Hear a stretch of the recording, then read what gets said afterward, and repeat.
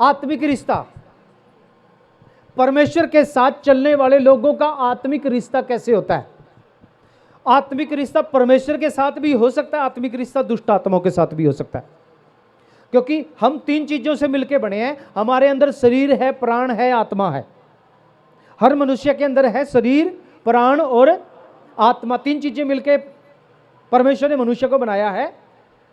शरीर है हमारे पास, प्राण है हमारे पास, आत्मा है। और हमारी आत्मा परमेश्वर की आत्मा के साथ एक एग्रीमेंट करता है, नहीं तो मनुष्य का आत्मा दुष्ट आत्मा के साथ एक एग्रीमेंट करता है। आपका एग्रीमेंट दुष्ट आत्मा के साथ है या आपका एग्रीमेंट परमेश्वर की आत्मा के साथ है, ये आपको देखना है। और बहुत बार बहुत सारे लोग ऐसे करते हैं, आते तो चर्च में हैं लेकिन उनका आत्मिक रिश्ता दुष्ट आत्माओं के साथ होता है, उनका एग्रीमेंट होता है। और ये एग्रीमेंट बड़ा खतरनाक होता है। आप प्रार्थना कर करके भी बाहर नहीं निकल सकते अगर आपने एक बार शैतान के साथ एग्रीमेंट कर लिया तो। अगर आपने दुष्ट आत्मा के साथ एग्रीमेंट कर लिया तो आप जितना मर्जी दुआ करें, आप जितना मर्जी उपवास लें, जब तक उस एग्रीमेंट को खत्म नहीं करेंगे वो आपके जीवन से नहीं जाएगा। और इसी की वजह से बहुत सारे मसीह लोग बीमार रहते हैं, इसी की वजह से बहुत सारे मसीह लोग दुष्ट आत्मा से पीड़ित रहते हैं, इसी की वजह से बहुत सारे मसीह लोगों के घर में गरीबी बनी रहती है। वो एग्रीमेंट अगर आपने दुष्ट आत्माओं के साथ एग्रीमेंट करके रखा हुआ है, बेशक आप मसीह हो, बेशक आप चर्च में रहते हो, बेशक आप पादरी हो, बेशक आप प्रोफिट हो, अपोस्टल हो, बिशप हो, जो मर्जी हो, अगर आपने उस रिश्ते को नहीं तोड़ा तो शैतान कहीं ना कहीं आपके जीवन में बैठा रहेगा। और मैंने बहुत से प्रभु के दासों के अंदर भी देखा है और कलीसिया के बहुत सारे लोगों के अंदर भी देखा है, जब तक उनका रिश्ता वहां से नहीं टूटता तब तक उनको आशीष नहीं मिलती, तब तक वो परमेश्वर की आत्मा से नहीं भरते, तब तक वो बीमारी से चंगाई नहीं पाते, तब तक दुष्ट आत्माओं से आजादी नहीं पाते, तब तक समस्याओं से छुटकारा नहीं पाते।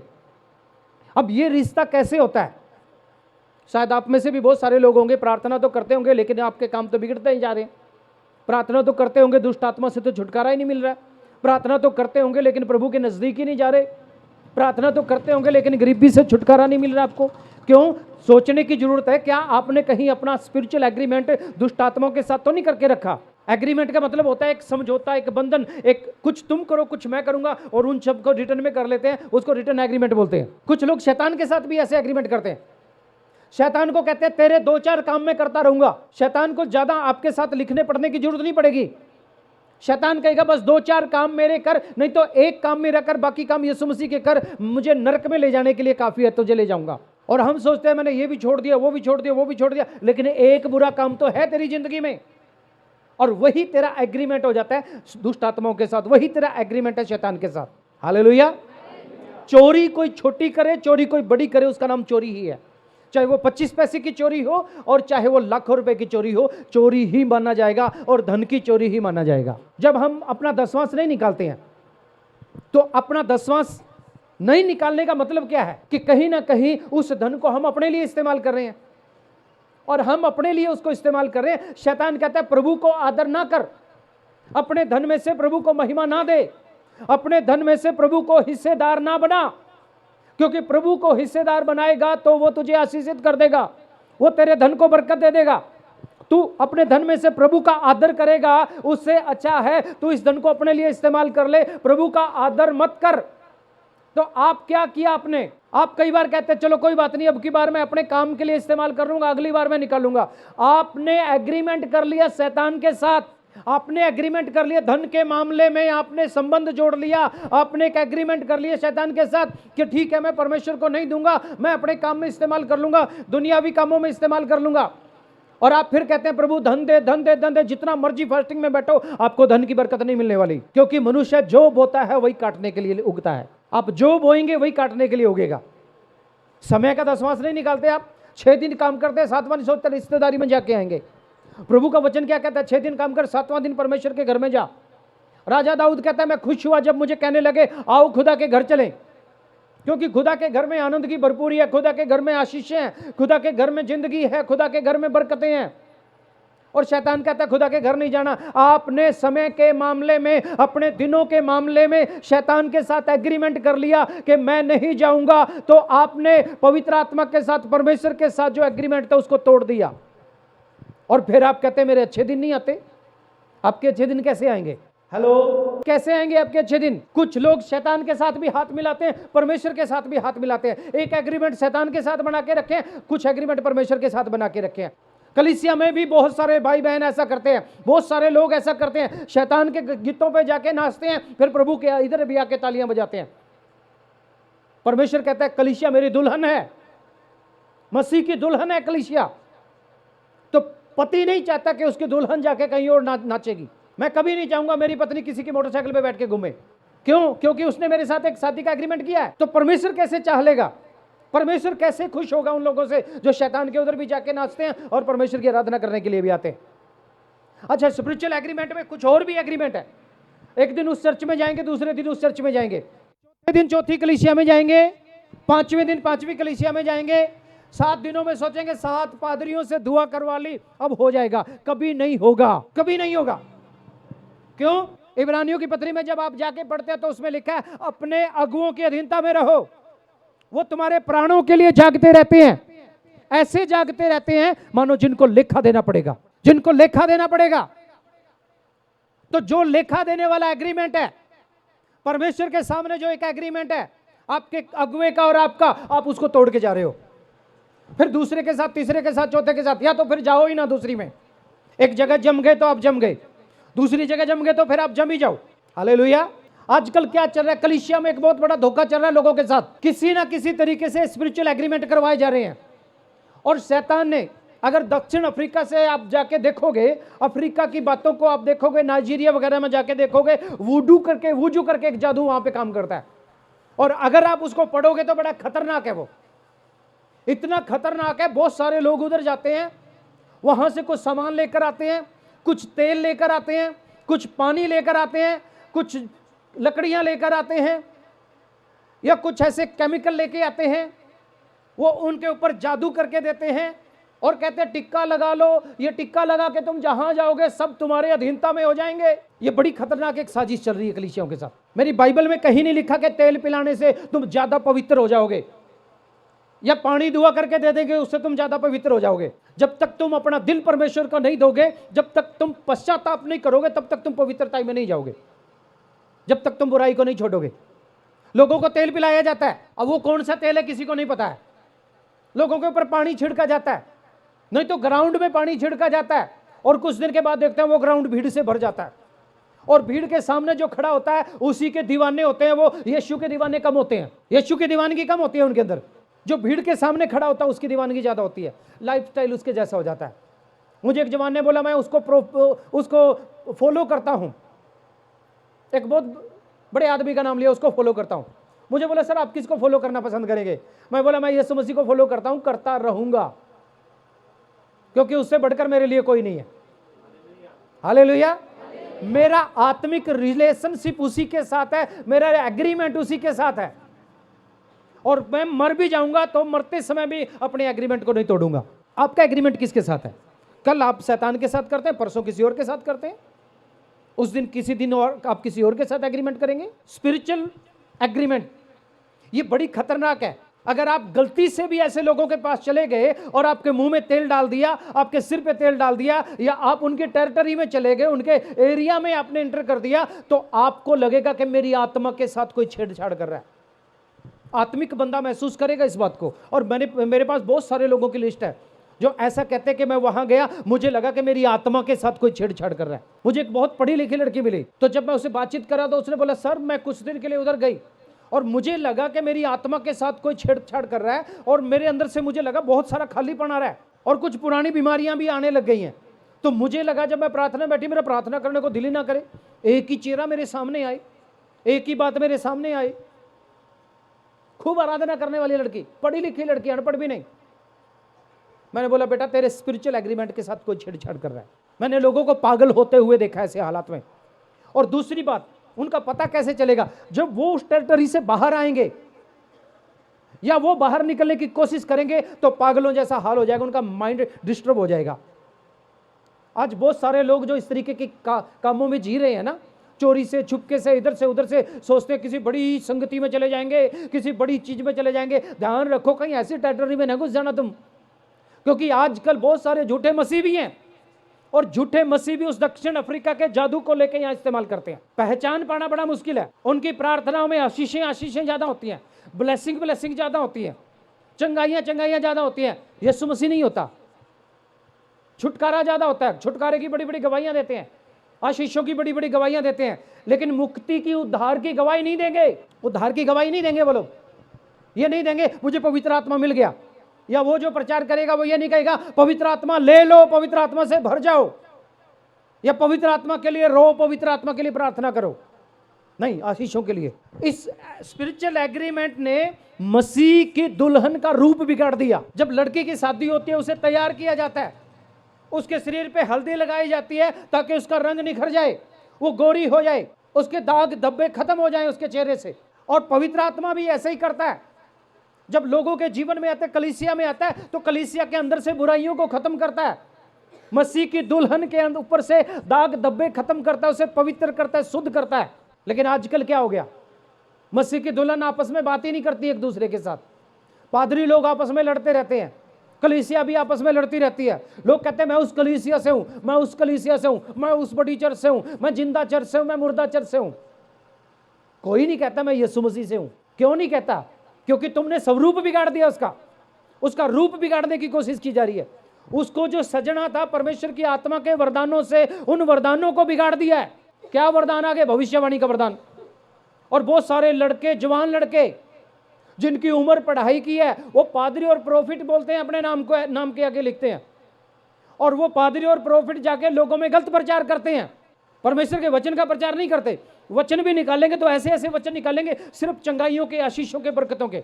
हो क्या रहा है? कलीसिया का रूप बिगाड़ने की कोशिश की जा रही है। लोग स्पिरिचुअल एग्रीमेंट को तोड़ते जा रहे हैं और शैतान के साथ एग्रीमेंट करते जा रहे हैं, झूठे मसीह के साथ एग्रीमेंट करते जा रहे हैं, झूठे भविष्यद्वक्ताओं के साथ एग्रीमेंट करते जा रहे हैं। परमेश्वर की कलीसिया ने एग्रीमेंट तोड़ना शुरू कर दिया है। आपको सावधान होने की जरूरत है, आपको समझने की जरूरत है।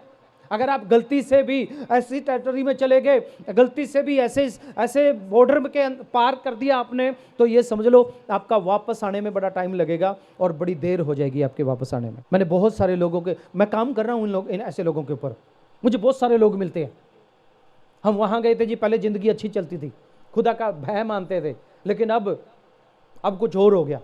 उजड़ के भी बैठ गए कुछ लोग तो जेल में भी जाके आए, उजड़ के कुछ लोग, क्योंकि उन्होंने आत्मिक रिलेशनशिप को तोड़ दिया, आत्मिक एग्रीमेंट को तोड़ दिया उन्होंने। और जब कोई व्यक्ति आत्मिक एग्रीमेंट को तोड़ देता है, स्पिरिचुअल एग्रीमेंट को तोड़ देता, तो शैतान भी पूरी तैयारी के साथ उसके ऊपर हमला करता है, पूरी तैयारी के साथ आक्रमण करता है। इसलिए जो रिश्ता, जो वायदा परमेश्वर के साथ आपने किया है, उस वायदे को कभी ना तोड़ें। हालेलुया। यीशु के साथ वायदा किया, प्रभु तू मेरा परमेश्वर है, तो बस यीशु ही आपका परमेश्वर हो। तूने मेरे लिए जान दी है, बस इसी बात पे खड़े रहे, तूने मेरे लिए जान दी है। मैं तेरा हूं, मेरी देह प्राण आत्मा तेरी है, बस इसी पे खड़े रहे। प्रभु मैं तेरा हूं, मरते दम तक तेरा हूं। मेरी देह प्राण आत्मा आपकी है, तो बस आपकी है। कुछ लोग डीजे पे जाके भी, और डीजे की ट्यून बजती है, अपना शरीर भी उनका उसी में है, मन भी उसी में है, फिर स्टेटस भी आ जाता है अगले दिन। क्या रहे हो तुम लोग? क्या कर रहे हो आप लोग? आप अपने रिश्ते को तोड़ रहे हो। थोड़े दिन की 2 मिनट की खुशी के लिए, थोड़ा सा अपने आप को आनंदित करने के लिए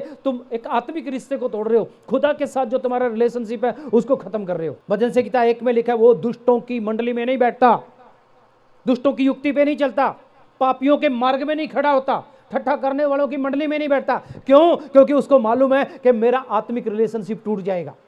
वो अपने एग्रीमेंट को नहीं तोड़ता, वो तो परमेश्वर की व्यवस्था पे रात दिन ध्यान दिए रहता है। वो ये नहीं है कि शादी में गया तो फिल्म वाले गीत गाएगा, अकेला हो गया तो ये भी करेगा वो भी करेगा, है ना। फोन देखेगा तो फोन में कभी कभी सुबह शाम मसीह के गीत देखेगा, बीच में गंदे गंदे पिक्चर भी देखेगा, फिल्में भी देखेगा। नहीं, वो अपने रिलेशनशिप को याद रखता है। उसको पता है कि मेरा एग्रीमेंट किसके साथ है। दुल्हन को पता है कि उसका दुल्हा कौन है। किसी दूसरे के गले में जाके माला नहीं डालती, उसी के गले में माला डालती है जो उसका दुल्हा है, जिसके साथ उसकी मंगनी हुई है। इसलिए अपने आत्मिक एग्रीमेंट को हमेशा बना के रखें, उसे कभी, उसके ऊपर कभी ना आचाने दे। पुराने समय में लोगों ने अपनी जान तक दे दी। नीरो राजा था, उसने लोगों को बांध के, 3-3, 4-4 लोगों को बांध के रस्से में जूड़ के उनके ऊपर मोम डाल के उनके अंदर आग लगा दी और कहा कि बोल दो कि प्रभु यीशु मसीह तुम्हारा प्रभु नहीं है। उन्होंने हंसते हुए जान दे दी। उन्होंने कहा यीशु मसीह ही हमारा प्रभु है, आज मर जाएंगे तो मर जाएंगे, लेकिन ये रिश्ता नहीं टूटेगा। हालेलुया। भूखे शेरों के आगे डाल दिया और बोला, कैसर राजा ने बोला, बोलो कि यीशु मसीह तुम्हारा प्रभु नहीं है। उसने बोला, हमारा शरीर तो तेरी गुलामी में है, लेकिन हमारी आत्मा, हमारा प्राण, हमारी रूह तेरी गुलामी में नहीं है, हम गुलाम तो यीशु मसीह के हैं। लोगों को फांसी पे चढ़ा दिया, उन्होंने यीशु का इनकार नहीं किया, अपने आत्मिक एग्रीमेंट को नहीं तोड़ा। हालेलुया। मेरे साथ एक वचन पढ़िए, भजन संहिता 84 अध्याय और 4 वचन से लेकर। परमेश्वर के वचन में लिखा, क्या ही धन्य है वह जो तेरे भवन में रहते हैं, वो तेरी स्तुति निरंतर करते रहेंगे। हालेलुया। जो बंदा स्पिरिचुअल एग्रीमेंट करता है वो परमेश्वर की उपस्थिति में रहता है और परमेश्वर की स्तुति करता रहता है और परमेश्वर के भवन में रहता है। और जो शैतान के साथ एग्रीमेंट करता है वो जब बीमार हो जाएगा तभी आएगा चर्च में, जब परेशान होगा तभी चर्च में आएगा वो, और घूम फिर के आएगा फिर। लेकिन धन्य है वे जो तेरे भवन में रहते हैं, वो तेरी स्तुति निरंतर करते रहेंगे। उसके बाद, क्या ही धन्य है वो मनुष्य जो तुझसे शक्ति पाता है और वो जिनको सिय्योन के सड़क की सुधि रहती है। वो परमेश्वर से ताकत पाता है, जिसका एग्रीमेंट परमेश्वर के साथ है वो परमेश्वर से ताकत पाता है। एक बार भाई गौतम यहाँ पे आए हुए थे, तो मैंने एक बार घर में उनसे बातचीत किया, गौतम भाई आप कब से गाना शुरू किया और आपकी आवाज़ ऐसी है, ये कैसे, थोड़ा बताओ ना अपने बारे में।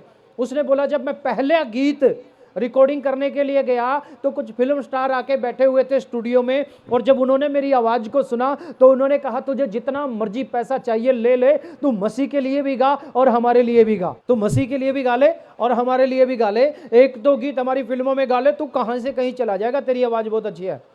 मालूम है उस भाई ने क्या कहा उसको? कहता, सर जब कोई कंपनी किसी प्रोडक्ट को बेचती है ना या खरीदती है तो उसको ना एक रजिस्टर्ड मार्क मिलता है, रजिस्टर्ड नंबर मिलता है उसको, और वो जो एग्रीमेंट करते हैं वो एग्रीमेंट बने रहते हैं। जब कोई किसी प्रोडक्ट की मसूरी करने के लिए एग्रीमेंट करता है तो वो करता है कि इतने साल तक ये बॉन्डेज है, बंधन बंध जाता है कि तुम दूसरी किसी साबुन की मसूरी नहीं करोगे, अगर मेरी साबुन की मसूरी करोगे, मेरे प्रोडक्ट की मसूरी करोगे तो तुम दूसरे प्रोडक्ट की मसूरी नहीं करोगे। तो कहता है ये एग्रीमेंट होता है कि नहीं होता है? कहता हाँ होता है, ये एग्रीमेंट है। कहता मैंने भी मेरे यीशु के साथ एग्रीमेंट किया कि मैं गाऊंगा तो यीशु के लिए गाऊंगा।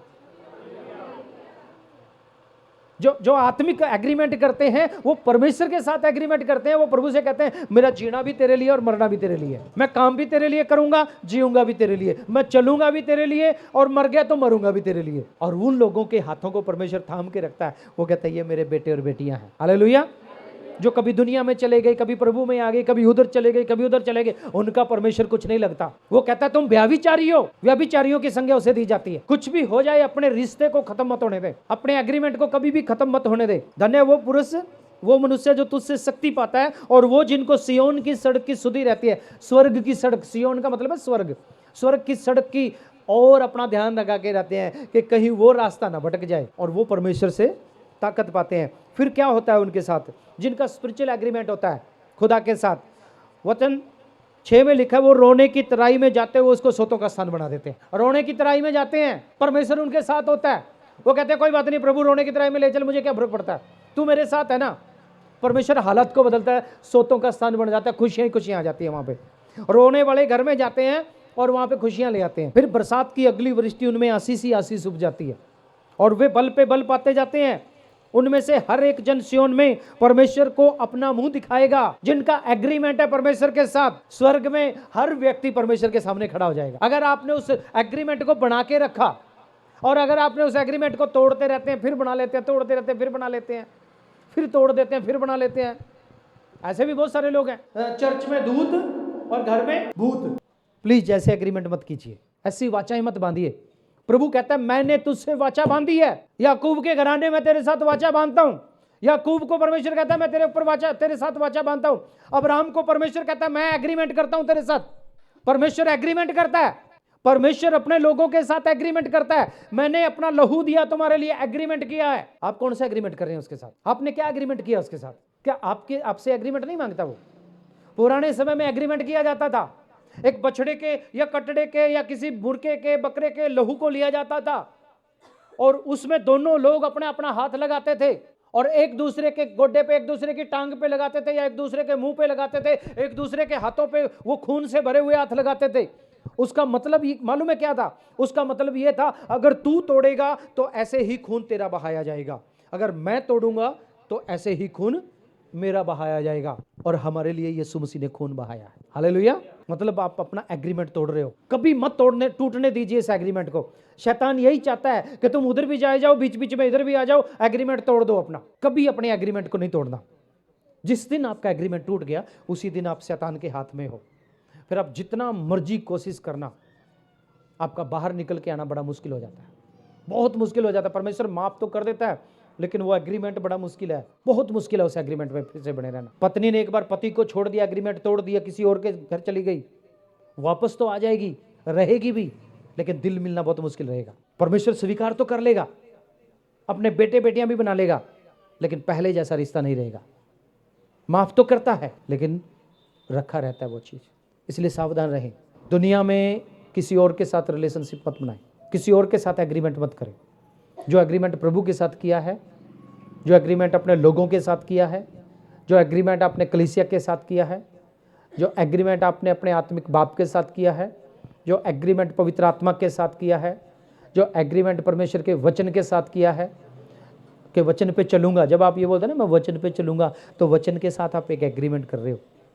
जब बोलते हैं प्रभु मैं तेरी आत्मा के अनुसार चलूंगा, तो परमेश्वर की आत्मा के साथ आप एक एग्रीमेंट कर रहे हो। जब आप शैतान की आत्मा के साथ चलने लग जाओ, तो शैतान के साथ आप एग्रीमेंट कर रहे हो। जब बीच बीच में गालियां दे रहे हो आप, तो मतलब पुराना एग्रीमेंट कहीं तुम्हारा आज भी काम कर रहा है। इसलिए सावधान रहिए, आपका आत्मिक एग्रीमेंट क्या कहता है। गलातियों की पत्री 5 अध्याय में लिखा है, 16 से 24 वचन तक जब हम पढ़ना शुरू करते हैं, तो परमेश्वर के वचन में लिखा है, मैं कहता हूं आत्मा के अनुसार चलो तो तुम किसी रीति से शरीर की लालसा पूरी ना करोगे। आत्मा के अनुसार चलो। अगर आपने आत्मिक एग्रीमेंट किया है, आत्मिक वाचा बांध दिया, तो आत्मा के अनुसार चलो। और जब आप आत्मा के अनुसार चलोगे तो शरीर की अभिलाषा को पूरा नहीं करोगे, क्योंकि शरीर आत्मा के विरोध में और आत्मा शरीर के विरोध में लालसा करता है। ये दोनों एक दूसरे के विरोधी हैं। आपका शरीर जिसमें संसार बसता है, दुष्ट आत्मा भी शरीर आती मांगती है, शरीर में आती है दुष्ट आत्मा भी शरीर मांगती है, उसको भी शरीर चाहिए।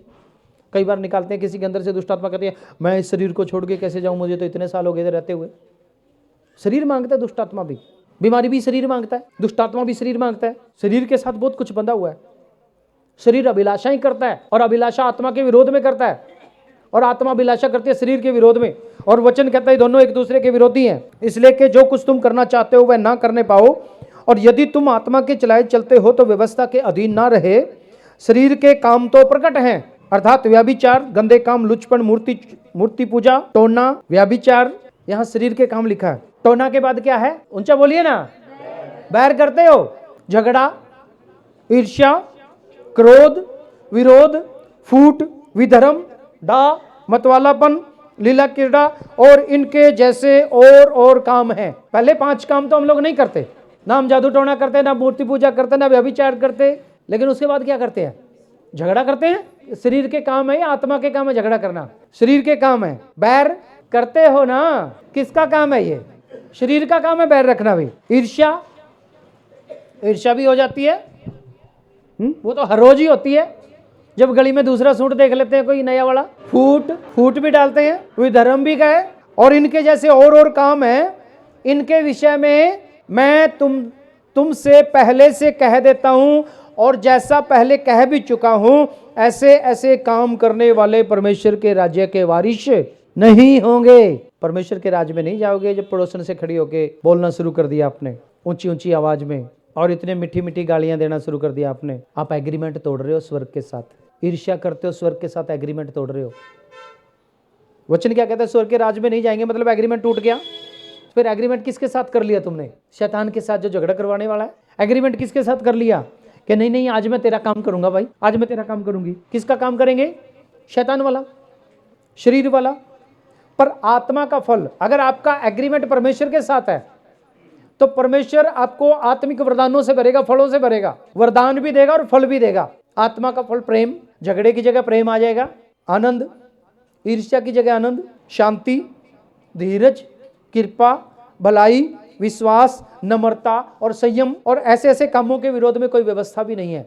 अगर आप परमेश्वर के साथ एक आत्मिक एग्रीमेंट करते हो, स्वर्ग के साथ एग्रीमेंट करते हो, परमेश्वर की आत्मा के साथ एग्रीमेंट करते हो, तो आपके खिलाफ में कोई व्यवस्था है ही नहीं। और जो यीशु मसीह के हैं, उन्होंने शरीर को उसकी लालसाओं और अभिलाषाओं समेत क्रूस पे चढ़ा दिया। क्रूस पे चढ़ा दिया मतलब मर गए, खत्म हो गए। झगड़ा खत्म हो गए, नहीं करेंगे। ईर्ष्या ईर्ष्या के लिए खत्म हो गए, नहीं करेंगे। एक दूसरे से डर रखते हैं, नहीं, उसके लिए मर गए। कैसे मरे? क्रूस पे चढ़ गए यीशु के साथ। एग्रीमेंट को बना के रखिए। आपका एग्रीमेंट आपके चाल चलन में है, आपका एग्रीमेंट आपके सोच में है, आपका एग्रीमेंट आपकी बातों में है।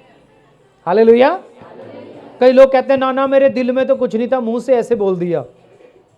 भाई तुमने बोल तो दिया ना, जो अंदर है वही बाहर आता है। एग्रीमेंट तोड़ तो दिया ना। इस आत्मिक एग्रीमेंट को कभी मत टूटने दीजिए। शैतान चाहता है इस एग्रीमेंट को तोड़ दे। शैतान चाहता है तुम मसीह तो बने रहो, लेकिन आत्मिक एग्रीमेंट को तोड़ दो। आजकल ये धोखा चल रहा है। तुम पाप तो करो लेकिन चर्च में बने रहो, शैतान का काम तो कर लो लेकिन चर्च में बने रहो। फादर साहब आके प्रार्थना कर देंगे, सब ठीक हो जाएगा। आजकल परमेश्वर भी समझदार हो रहा है। परमेश्वर कहता है अच्छा गुप्त में करता है, मैं देखता हूँ, मेरे वाले कैमरे से नहीं बच सकता। तो आजकल लोग शॉर्टकट मारते हैं, है ना, गुप्त में सोचते हैं, टेढ़े मेढ़े करके लोग भी ऐसा करके दे देते हैं। उनको लगता है कि पाप है ही नहीं, ये पाप है ही नहीं। मैं फिल्म ही तो देख रहा हूँ फोन में, ये कौन सा पाप है? तुम्हारी आंखें कहाँ लगी रहनी चाहिए? स्वर्ग की ओर। मैंने बातचीत ही तो किया है किसी के साथ। तुम्हारा पूरा ध्यान, पूरा शरीर, कान, तुम्हारा मन, तुम्हारा बातों में लग रहा है। कुछ तो यहाँ आके भी प्रभु का भय नहीं मानते, कान बातों में ही लगे रहते हैं उनके आपस में। तुम्हारा एग्रीमेंट तोड़ने लग रहे हो, तुम खुदा के घर में बैठ के तोड़ने लग रहे हो, क्योंकि उसके वचन की तरफ ध्यान नहीं देते, तो उसे तुच्छ जान रहे हो, पड़ोसी की बातों को ज्यादा महत्व दे रहे हो। राजा दाऊद खुश होता है कि मैं खुश हुआ जब प्रभु के भवन में आता है, लेकिन डरते और कांपते हुए भी आता है, कहीं गलती ना हो जाए। भजन संहिता में कई बार लिखा, डरते और कांपते हुए उसकी हजूरी में आओ। है उसके बारे में लिखा रेवरेंट गॉड, भय योग्य परमेश्वर, भय योग्य। जब पुराने समय में मंदिर में जाता था महायाजक एक ही बार, वो भी सारी पब्लिक में से चुना हुआ एक आदमी, तो उसके पैर में रस्सा बांध दिया जाता था, डरते और कांपते हुए जाता था कहीं गलती ना हो जाए, गलती होगी तो मर जाएगा। पता कैसे लगेगा? उसके कपड़े में जो घंटियां बांध के रखी हैं, नार बांध के रखी हैं, वो आपस में बजती रहेंगी, पता लगता रहेगा अंदर वाला बंदा जिंदा है। मर गया तो घंटियां बजना बंद हो जाएंगी, उसकी लाश को भी नहीं लेके आ सकता कोई, और रस्से को पकड़ के खींचा जाता है, और खींच के ही ऐसे ही गड्ढे में डाल के आते हैं उसको, उसकी लाश को भी नहीं हाथ लगा सकते कोई। इतना भय योग्य परमेश्वर, भयानक परमेश्वर, आप गलती नहीं कर सकते उसके सामने।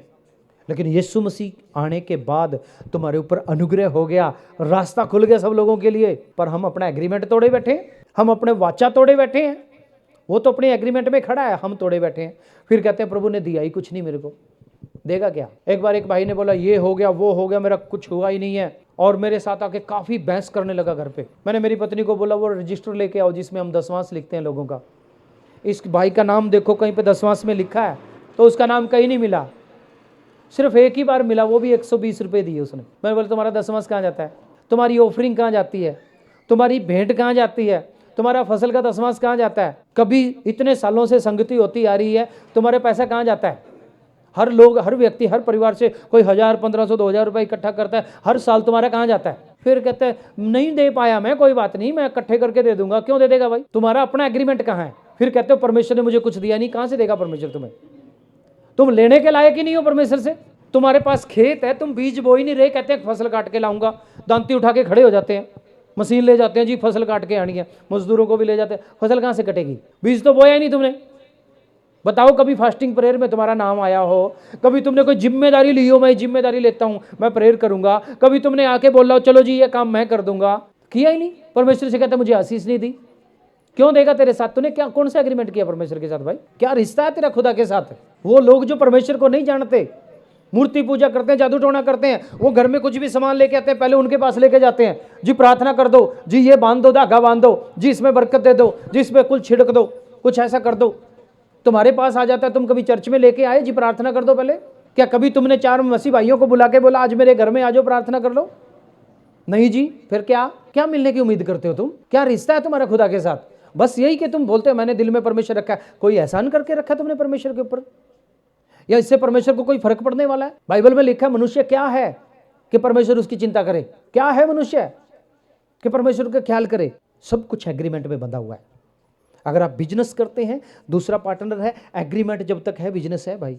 पति पत्नी है, एग्रीमेंट आपके बीच में है, आप दोनों एग्रीमेंट पे खड़े हो तो आपका रिश्ता कायम है। माँ बाप, भाई बहन, बेटे बेटी है, एग्रीमेंट में खड़े हो तो आपके रिश्ते में खड़े हो। आप एग्रीमेंट को तोड़े फिरते हो, फिर कहते हैं मैं भी हूं। आप कहां से हो? ऐसी पत्नी जो घर से बाहर ही रहती है, एग्रीमेंट में है ही नहीं पति के साथ, फिर कहते हैं मैं आपकी पत्नी हूं। कहां से पत्नी है भाई? क्या रिश्ता है तुम्हारा? बेटा बाप की बात मानता ही नहीं है, फिर कहता नहीं एग्रीमेंट में हूं, तेरा ही खून हूं। क्या फर्क पड़ता है भाई होने से? एग्रीमेंट कहां तुम्हारा खुदा के साथ?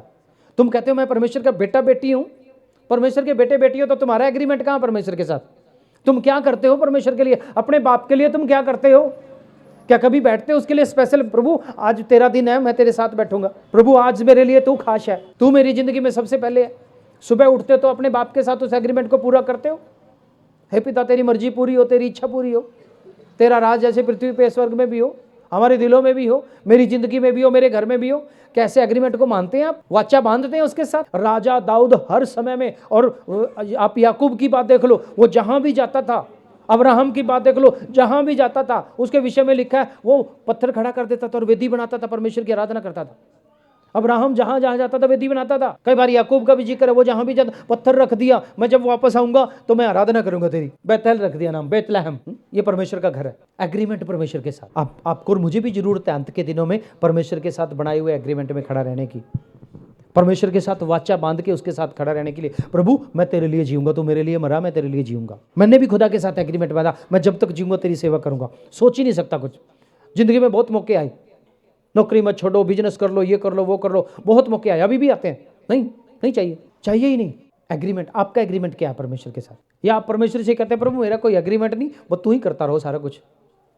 कभी नहीं चलता भाई, कुछ भी नहीं चलता दुनिया में अगर आप ऐसा करोगे तो। जब कभी तकलीफ होती है तब आ जाते हो। परमेश्वर कहता है अच्छा आ गया, कोई बात नहीं, मेरे घर में आए, तुझे खाली नहीं भेजूंगा, लेकिन एग्रीमेंट नहीं बनेगा। एग्रीमेंट तो तुझे बनाना पड़ेगा मेरे साथ। अब मैंने तो कर दिया जो करना था, यीशु मसीह ने जो हमारे लिए करना था उन्हें कर दिया। अब आपकी बारी है, आप अपना एग्रीमेंट कैसे बनाते हैं खुदा के साथ, कैसे उसके साथ वाचा बांधते हैं, कैसे उस प्रॉमिस को पूरा करते हैं जैसे जो आपने खुदा के साथ किया। कुछ लोग तो एक दिन बोलते हैं, अगले दिन भूल जाते हैं। नहीं जी, याद ही नहीं थे मेरे, तो क्या बोला था मैंने खुदा के साथ, क्या वाचा बांधी थी। जब दुख में होते हैं, मुसीबत में होते हैं, प्रभु अब की बार बचा ले, आगे से गलती नहीं करूंगा। परमेश्वर ने बचा भी लिया, दुआ प्रार्थना का तो उत्तर देता ही है परमेश्वर। बच गए, सब कुछ ठीक हो गया, उसके बाद तुम कौन और मैं कौन, परमेश्वर कौन है। चर्च में आके नहीं देखते कभी। एग्रीमेंट तोड़ दिया खुदा के साथ। एग्रीमेंट टूट गया तो ब्लेसिंग खत्म, एग्रीमेंट टूट गया तो आत्मिकता खत्म, एग्रीमेंट टूट गया तो परमेश्वर के साथ रिश्ता खत्म, एग्रीमेंट टूट गया तो सब कुछ खत्म, खाली है फिर। इसलिए अपने एग्रीमेंट को बनाए रखिए। हालेलुया। अपने एग्रीमेंट को बनाए रखिए, उसको टूटने मत दीजिए। प्रभु आपको आशीष दे। अपनी आंखों को बंद करें और दुआ में जाए। हमारे जिंदा परमेश्वर, सर्वशक्तिमान बाप, प्रभु हम धन्यवाद करते हैं अपने वचन से बातें करने के लिए। पिता, हम शरीर के अनुसार चलने वाले नहीं, शरीर के एग्रीमेंट में चलने वाले नहीं, बल्कि आत्मा के साथ जो हमने वाचा बांधी, आत्मा के साथ बांधे हुए एग्रीमेंट में चलने वाले हो जाएं। और हम में से हर एक को आप आशीषित करें, अपने फजल में लेकर चलाएं। तेरा अनुग्रह, तेरी कृपा, तेरी दया का हाथ प्रभु सब लोगों के ऊपर ठहरा रहे, ये हमारी प्रार्थना है। प्रभु जी, हम आपके सामर्थ्य और पवित्र हाथों में सौंपते हैं। कृपा करना, दया करना, और आप आपके बेटे बेटियों को बरकतों के साथ, अनुग्रह के साथ विदा करना। यीशु मसीह के नाम से होकर मांगते हैं, आमीन।